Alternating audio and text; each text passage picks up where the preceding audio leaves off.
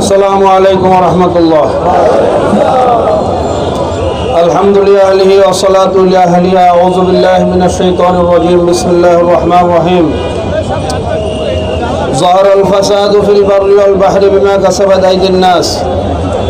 ওয়া ক্বালা রাসূলুল্লাহ সাল্লাল্লাহু আলাইহি ওয়াসাল্লাম মান রাআহু মুনকারান ফালিয়ুগাইয়িরহু বিয়াদিহি ফাইন লাম ইয়াস্তাতি বিলিসানিহি فإن لم يستطع بقلبه ذلك أضعف الإيمان أو كما قال عليه الصلاة والسلام। ইসলামী আন্দোলন বাংলাদেশ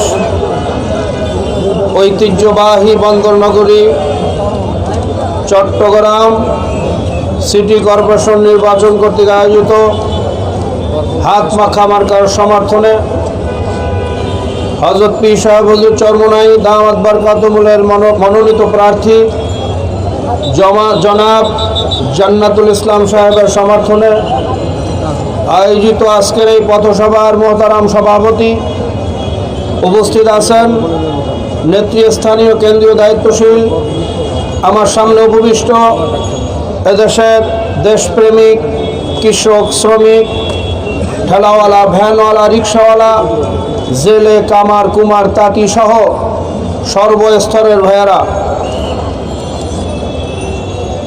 স্বাধীনতার প্রায় 50 বছর হতে চলছে।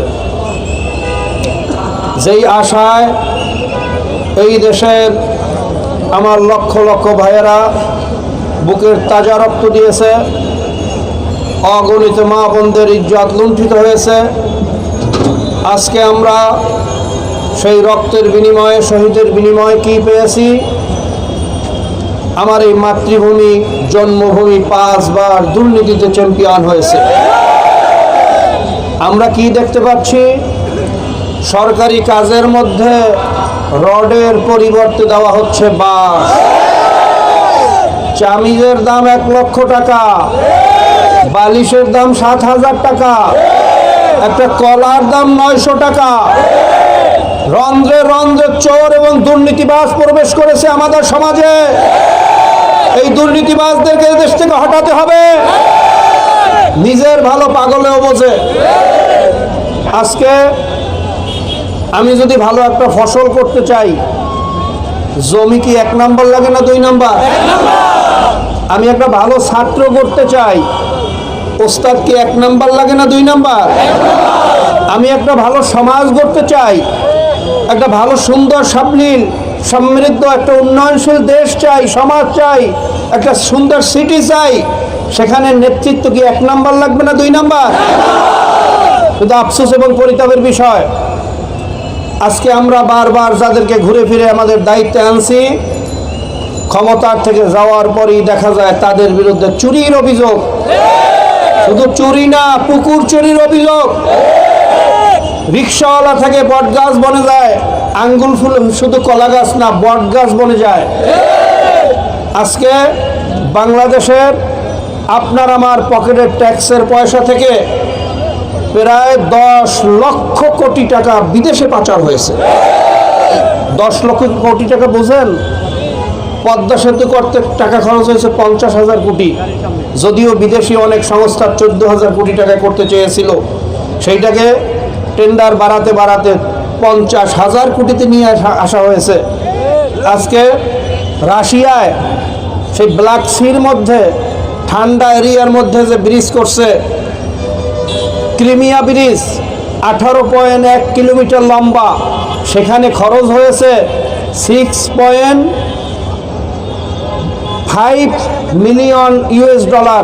আর আমাদের 6.1 কিলোমিটার ব্রিজে, অর্থাৎ 3 ভাগের 1 ভাগ, সেটায় খরচ হয়েছে $6.8 মিলিয়ন। কত হাজার কোটি টাকা এখান থেকে চুরি হয়েছে। তার সঠিক হিসাব হয়তো ভবিষ্যতে আমরা পাবো, এখনো পাই নাই। 2018 পর্যন্ত হিসাব পেয়েছি 10 লক্ষ কোটি টাকা দেশ থেকে পাচার হয়েছে। 2020-এর পরে কত হাজার কোটি টাকার হিসাব আসবে এখনো আমরা জানি না। একটা সামান্য একটা ছাত্র নেতা 2,000 কোটি টাকা এই দেশ থেকে বিদেশে পাচার করেছে।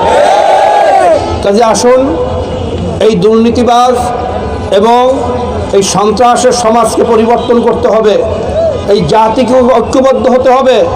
মনে রাখবেন, আল্লাহ পাক রব্বুল আলামিন বলছেন, ওই জাতির ভাগ্য ততক্ষণ পর্যন্ত আমি পরিবর্তন করব না যতক্ষণ পর্যন্ত নিজের ভাগ্য নিজে পরিবর্তন না করবে। আমি আশ্চর্য হয়ে যাই, এই সমস্ত চিহ্নিত স্বীকৃত চোর ডাকাত যখন নির্বাচনে দাঁড়ায়, তাদের পিছনে এদেশের শিক্ষিত ভদ্র বিশিষ্ট মানুষ কিভাবে স্লোগান দেয়, আমার ভাই তোমার ভাই, পল্টু ভাই পল্টু ভাই, পল্টু ভাইয়ের চরিত্র ফুলের মতো পবিত্র, অথচ গাঁজা খায় 5 ওয়াক্ত, নামাজ পড়ে না করত, এই হলো পল্টুদের চরিত্র। এই দুর্নীতিবাজদেরকে সমাজ থেকে বিতাড়িত করতে হবে। তাই আসল সময় এসেছে, হযরত পীর সাহেব হুজুর চরমনাই মনোনীত প্রার্থী জনাব জান্নাতুল ইসলাম ভাই, আপনারা জানেন তার ব্যক্তিগত জীবন, পারিবারিক জীবন, সামাজিক জীবন, তার সব দিক থেকে আপনারা খোঁজ নিয়ে দেখতে পারেন। আমি ব্যর্থহীন কণ্ঠে চ্যালেঞ্জ দিয়ে বলতে পারি, এই বাংলাদেশের যতজন প্রার্থী মেয়র প্রার্থী প্রতিদ্বন্দ্বিতা করতেছে, তার ভিতরে জান্নাতুল ইসলাম ভাই 1 নাম্বার। তিনি যদি দায়িত্বে আসেন, আমাদের ট্যাক্সের টাকা, সরকারি সম্পদ লুণ্ঠন হবে না, এদেশের অবহেলিত বঞ্চিত মানুষ তার অধিকার ফিরে পাবে, রাস্তার পাশে মা বোনদেরকে কাপড়বিহীন অবস্থায় খোলা আসমানের নিচে বসবাস করতে দেখা যাবে না। কাজে আসুন এই সমাজকে পরিবর্তন করি, একটা সুন্দর সমৃদ্ধ একটা ভালো সমাজ গঠনের লক্ষ্যে আমরা ঐক্যবদ্ধভাবে 27 তারিখে হাত পাখা মার্কার সমর্থন দিয়ে আল্লাহ পাক আমাদের ভাগ্যকে পরিবর্তন করার তৌফিক দান করুন, এই আশাবাদ ব্যক্ত করে আমি আমার সংক্ষিপ্ত আলোচনা এখানেই শেষ করছি। আসসালামু আলাইকুম ওয়া রাহমাতুল্লাহ।